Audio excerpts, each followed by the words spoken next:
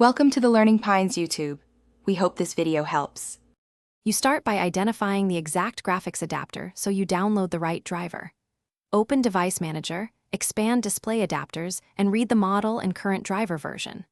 Once done, create a system restore point and save it. This gives you a rollback if needed.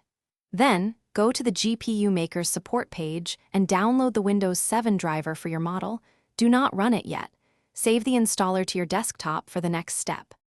Next, remove the old driver so the new package installs cleanly. In Device Manager, right-click the adapter and choose Uninstall. Check Delete the driver software when prompted, because remnants cause conflicts. Once removed, reboot. If installation later fails, you may reboot into safe mode to complete the cleanup. Then run the new installer as administrator. Choose Custom or Clean Install when offered, and follow prompts. This replaces To finish, restart Windows after the installer completes.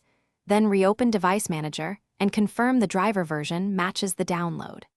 Make sure to adjust resolution and refresh rate in screen resolution and review GPU control panel settings for performance or power options.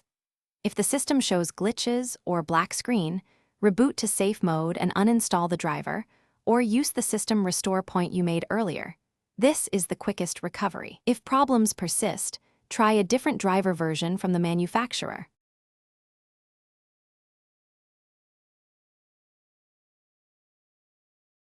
Thanks for watching. Consider subscribing if we helped you.